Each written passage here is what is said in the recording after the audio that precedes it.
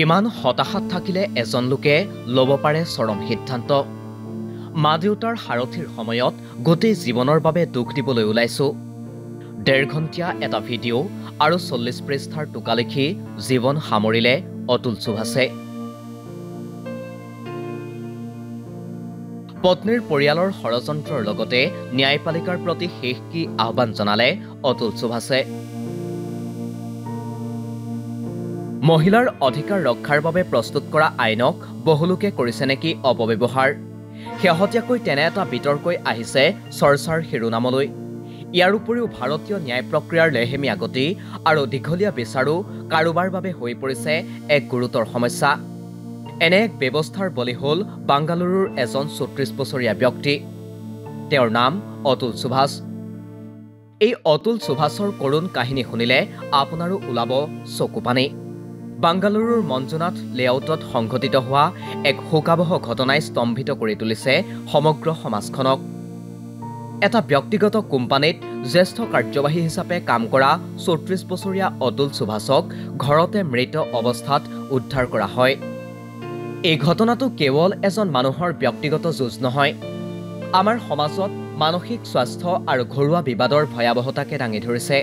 উল্লেখ্য যে উত্তৰ প্ৰদেশৰ জোনপুৰৰ এগৰাকী মহিলাৰ সৈতে বিবাহপাশত আবদ্ধ হৈছিল অতুল সুভাষ। বিবাহৰ কিছুদিনৰ পাছতেই পত্নীয়ে হঠাৎ বাংগালুৰু স্বামীৰ গৃহ ত্যাগ কৰি পিতৃৰ ঘৰলৈ গুচি যায়। পৰৱৰ্তী সময়ত স্বামী অতুল সুভাষকে ধৰি স্বামীৰ পৰিয়ালৰ বিৰুদ্ধে যৌতুক হাৰাশাস্তি আৰু ঘৰুৱা হিংসাৰ গোচৰ ৰুজু কৰে সুভাষৰ পত্নীয়ে। নিজৰ পৰিয়ালৰ বিৰুদ্ধে উঠা এই অভিযোগবোৰ আৰু সময়ত ন্যায় নোপোৱাৰ বাবে অতুলে ২৪ পৃষ্ঠাৰ এখন নোট আৰু ১.৫ ঘণ্টাৰ এটা ভিডিঅ' নিৰ্মাণ কৰি নিজৰ যন্ত্ৰণা প্ৰকাশ কৰিছিল। সেই ৪০ পৃষ্ঠাৰ নোট আৰু ভিডিঅ'ত তেওঁৰ মৃত্যুৰ বাবে পত্নী আৰু পত্নীৰ পৰিয়ালক জগৰীয়া কৰে। লগতে অতুল সুভাষে উল্লেখ কৰে যে গোচৰৰ শুনানি ১২০ বাৰতকৈ অধিকবাৰ হৈছে আৰু বাংগালুৰুৰ পৰা ৪০ বাৰ যাবলগীয়া হৈছে জোনপুৰলৈ। তেওঁ লগতে ন্যায়পালিকাৰ বিৰুদ্ধে অভিযোগ উত্থাপন কৰি কয়, এই গোচৰৰ শুনানিৰ দিনা বেছিভাগ তাৰিখতে আদালতত কাম নাথাকে, কেতিয়াবা ন্যায়াধীশ নাথাকে, কেতিয়াবা আকৌ ধৰ্মঘট থাকে। অতুলৰ মতে তেওঁৰ পত্নীয়ে বিবাহ বিচ্ছেদৰ বিনিময়ত প্ৰতিমাহে ২ লাখ টকাৰ জীৱিকাৰ ধন বিচাৰিছিল। লগতে তেওঁলোকৰ সন্তানক অতুলৰ পৰা কাঢ়ি লৈ যোৱাৰো অভিযোগ উত্থাপন কৰে। তেওঁ লগতে জনায়, জোনপুৰৰ আদালতৰ ন্যায়াধীশে তেওঁক ৩ কোটি টকাৰ জীৱিকাৰ ধন দিবলৈ হেঁচা প্ৰয়োগ কৰিছিল। যেতিয়া তেওঁ উৎকোচ দিবলৈ অস্বীকাৰ কৰিলে, তেতিয়া তেওঁক প্ৰতিমাহে ৮০,০০০ টকা যাৱতীয় খৰচ দিবলৈ নিৰ্দেশ জাৰি কৰা হয়। আৰক্ষীয়ে এই গোচৰটো অস্বাভাৱিক মৃত্যু বুলি ৰুজু কৰাৰ লগতে অতুলৰ পত্নী আৰু পত্নীৰ পৰিয়ালৰ বিৰুদ্ধে ৰুজু কৰিছে গোচৰ। অৱশ্যে সমগ্ৰ ঘটনাৰ আঁৰৰ ৰহস্য আৰক্ষীৰ অনুসন্ধানৰ পাছতহে পোহৰলৈ আহিব।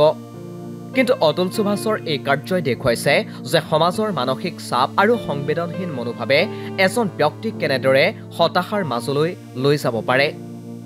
অতুল সুভাষৰ কাহিনীয়ে ভাৰতীয় ন্যায় ব্যৱস্থা আৰু নাৰীৰ অধিকাৰ ৰক্ষাৰ উদ্দেশ্যে আইনৰ অপব্যৱহাৰক লৈও গুৰুতৰ প্ৰশ্নৰ উত্থাপন কৰাইছে।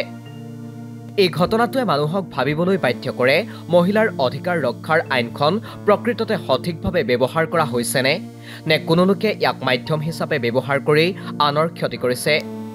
এই ঘটনাই কেৱল ন্যায় ব্যৱস্থাৰ ওপৰতেই নহয়, আমাৰ সমাজৰ নৈতিকতা আৰু মানৱতাৰ ওপৰতো প্ৰশ্ন উত্থাপন কৰিছে। এই ঘটনা অতুলৰ ব্যক্তিগত ট্ৰেজেডি নহয়, আমাৰ সমাজৰ বাবেও এক চূড়ান্ত সতৰ্কবাণী। নিউজ ডেস্ক ৰিপোৰ্ট, দি ক্ৰছ কাৰেণ্ট।